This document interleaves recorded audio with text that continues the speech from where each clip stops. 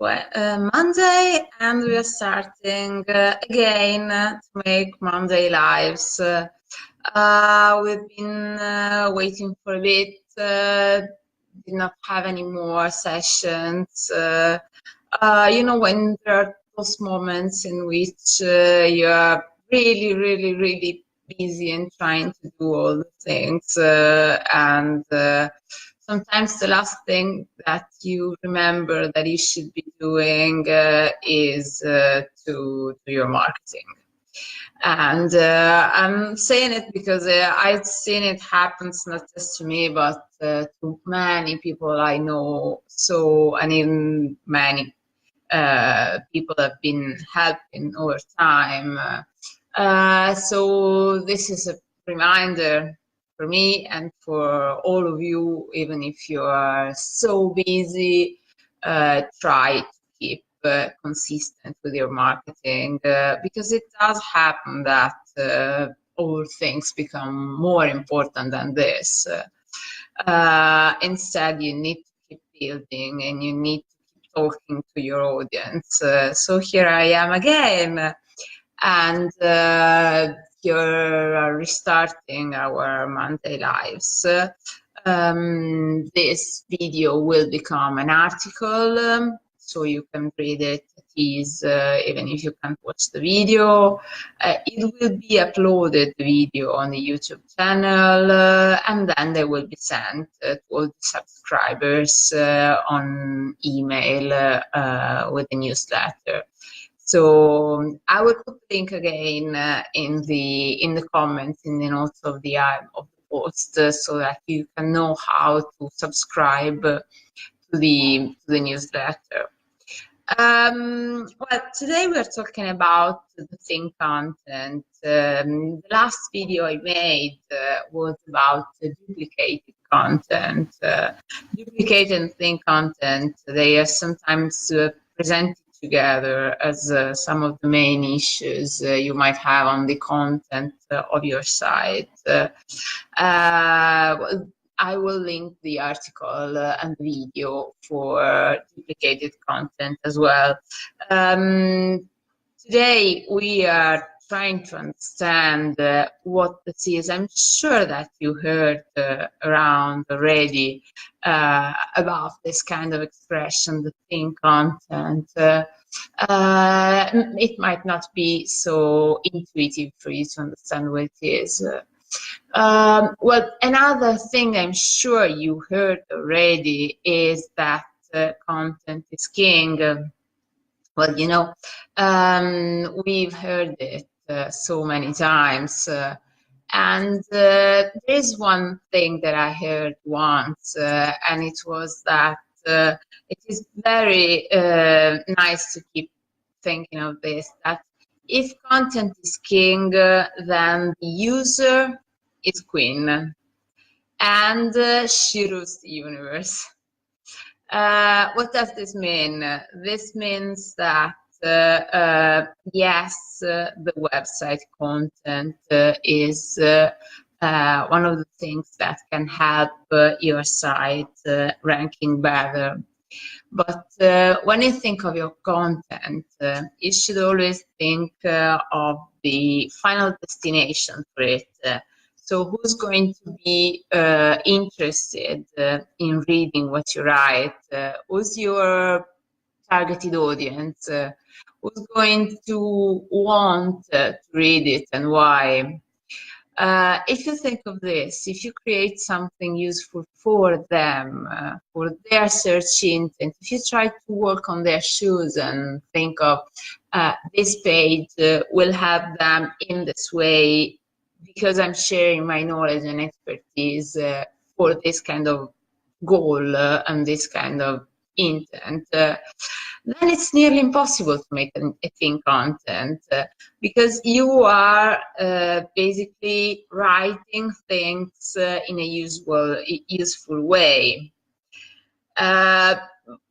in the beginning, when I started doing SEO, it was the very, very beginning of it. And it was those days of the keyword stuffing, the hidden keywords written in white on a white background. Well, that in those days, it was quite fast and quick to rank a website for very high keywords. What was it easier? Yes. Was it better? Definitely not. If you think of this from a user perspective, I mean, in those days it was possible. I'm sure most of you remember those old and ugly websites. It was easy to find pages which were totally useless. They weren't helping you at all. Or even worse, it was duplicate. It was just content which was scraped from another site to the other. And sometimes it got to rank better than the original one because there were some shady link building techniques. This does not help the user. If you're the user, you don't want to be finding this kind of stuff because it does not help you. You want some answers, you want some information, you just doesn't want to waste time with that kind of silly content. This was what led the way for the big Panda. You know, you remember the Panda algorithm update. It was back in 2011, so it's 7 years forward. It goes so fast. I remember the day of that update, and well, it created like a earthquake at the time. It hit the website really hard. I created an article about the Google the history of the Google updates with all the names. You might have heard the panda, the penguin, the hummingbird. Each of them have made the history of how the algorithm now is shaped, and each of them has created the history of this kind of work. I do remember all of them. And well, the big panda, its target were the websites which had bad content, thin content, useless sites, the sites which just had so many advertising on it, and they were not giving any kind of information, but it was quality. The websites which did not give any kind of quality, they were hitting pretty bad. Well, it also, when it was all the duplicated and that those poor copywriting practices, the spinning of the words just to create another page, all the things that did not provide a good solution to a user's search query. So they need to find some kind of answers, and they need to find good ones. So the big panda was hitting them and penalizing them. So now this gives you an idea of what the thin content can be. I'm not sure if you are aware, if you have any thin content on your site, or how to detect it. Basically, there are some free ways of doing it. I always tend to give free ideas of how to do things on your own, just to make a quick self-diagnose of how the health of your website is. You can start auditing your content. It's called content audit, which you can do. You can start doing it with free tools. One of the first things that you could do is try and use a cite command operator. What is this? I know cite operator command. I know this sounds strange, but it's very, very easy to do it. You just open a Google page and you type in the search box cite colon, and then you put the domain of your website. Like in my website example, it would be cite colon think SEO.marketing.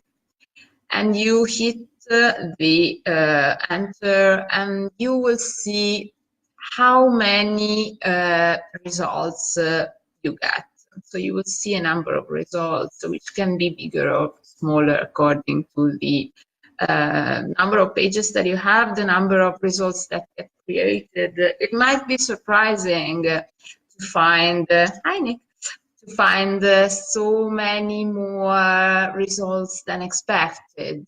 Maybe you know that you have this number of pages and this number of blog posts, and instead when you try auditing your site, you make this kind of site colon your domain on Google, and you find out there are hundreds of results.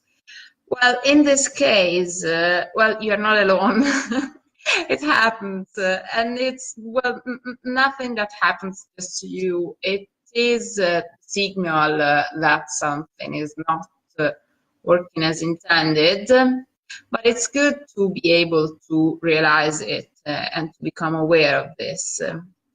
In this case, try and check which are the title tags and the URL structures of the results. How do they look like? Which kind of results are being pulled? Why are they so many? Well, you can check this still for free also if you use your Google Search Console. You know, every single training I do, I keep reminding you, you should get familiar with your Google Analytics and your Google Search Console. Well, if you use your Google Search Console, they are free, and Google just lets you have them, and you should use them and become your best friends. Can you see how many pages are indexed? Are they too many? I mean, does this number surprise you? If it happens, then it might be a signal that something is not working very well. I can let you have a full site audit report. That's one of the things that I do. I analyze websites and I can let you know if there are some duplicated content, some thin content, how is the ratio between HTML and content on a page. These are all things which might impact negatively your website. So I can let you know about this if you want to get some professional assistance. Otherwise, just with your kind of free content auditing your do-it-yourself, it can let you find eventually some kind of issues. Well, now it's time to get to understand how to fix them if you find them. If you find some thin content, the obvious suggestion to give you is write good content, write informative pages which are really thought of making your customers' life happier. Give them the best kind of solutions, make their life easier, make their life better with what you can write, the way you can write them, make them smile, make them find things. They will feel thankful and they will share your pages. Well, you can detect if you're using WordPress, if one page or one blog post is thin or is fine. For example, if you're using the free Yoast plugin, because that gives you an idea how many words you're using. You know, it says you shouldn't be using less than 300 words. Less than that, you're definitely going to be considered unbalanced from the content side to the coding side. So, but 300 is really not very much. If you aim to be ranking, you should add some more words. It's just not enough, 300. You can use it. You can use the Yoast plugin for WordPress, even if you have an e-commerce website, because you can have e-commerce websites on WordPress as well. There is a plugin which is called WooCommerce, and it does let you have a normal e-commerce like mine on a WordPress, and you can use your Yoast on that as well. So you can have your pages optimized. I know that when it is an e-commerce, the things are a little bit tougher. I've had many clients with e-commerces and SEO in those cases. It can become a little bit tougher, especially if they have plenty of products, which sometimes just change slightly. It's just a difference of colors or tiny little bit differences. In those cases, for e-commerces and products-based websites, you have some choices how to avoid to have the thin content issue.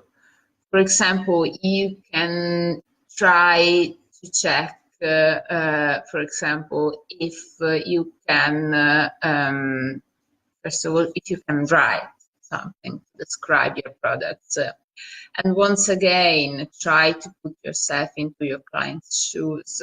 Would you buy a product if there was just the image and the price and the button for buying it?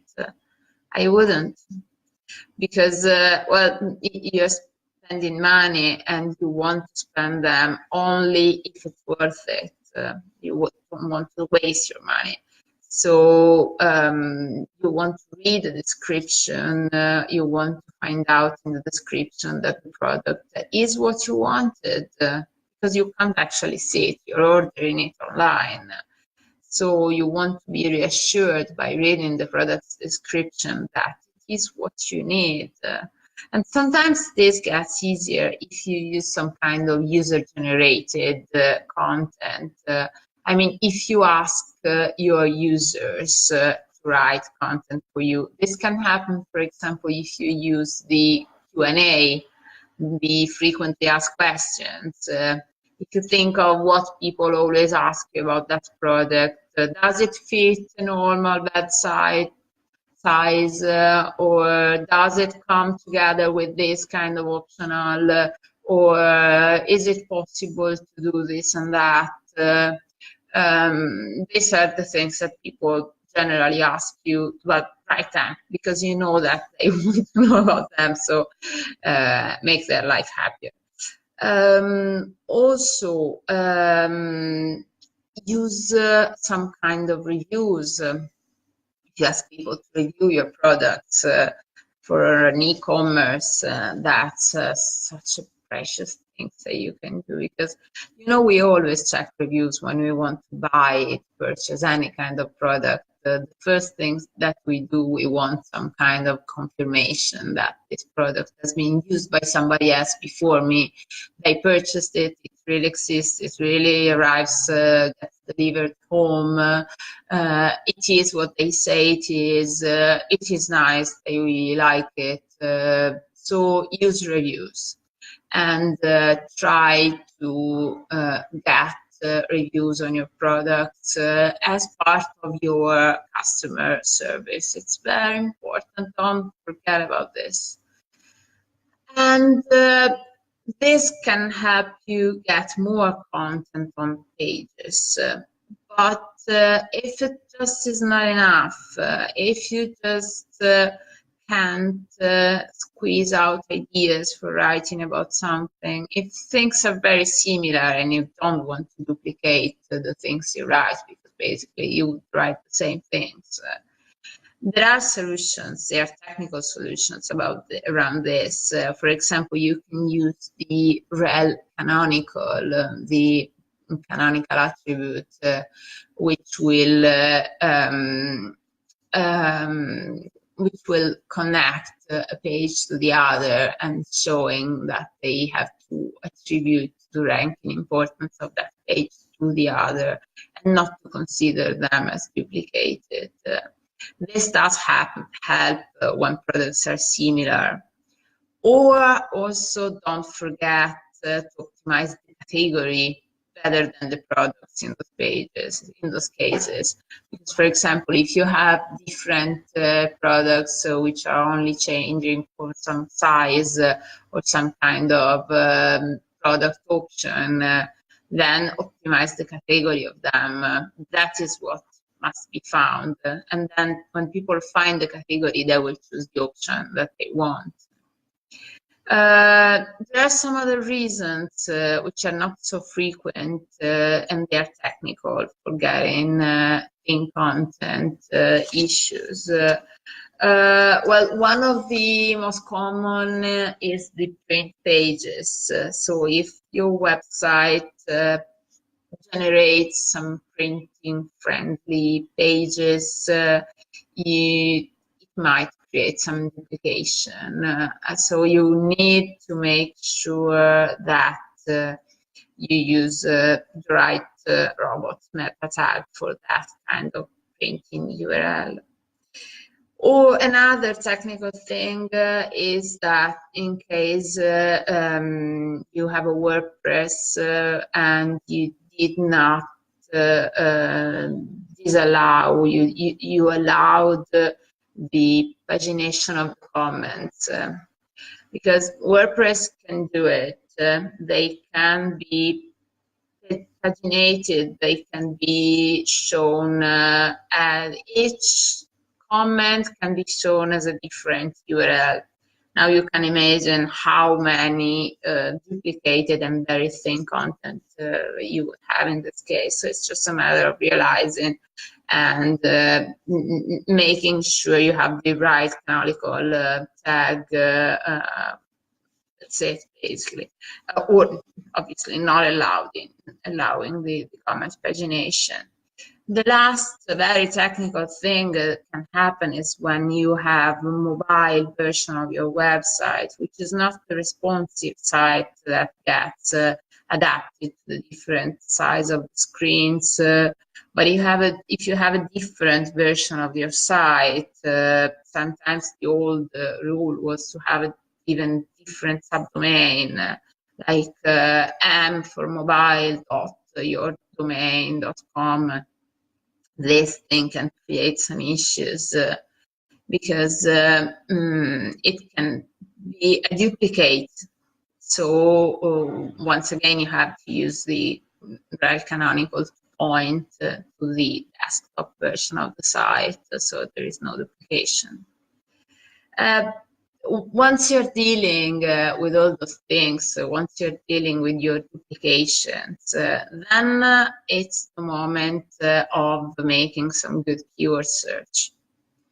Because you are optimizing pages, you are making sure they're not thin, they're very solid and useful. So make it after researching what your user wants.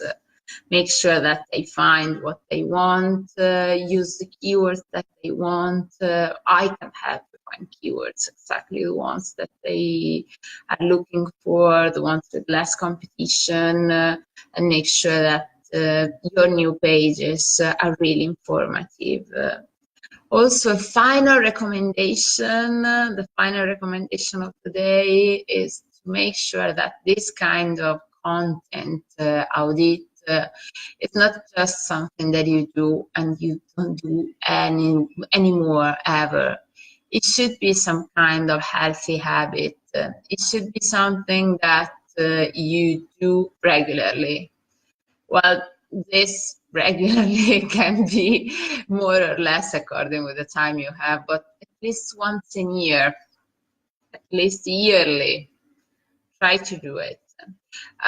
It will be a little bit more in the beginning, the first time you do it. Then it will just be some maintenance and some routine of fixing the things that you've been doing in the meantime.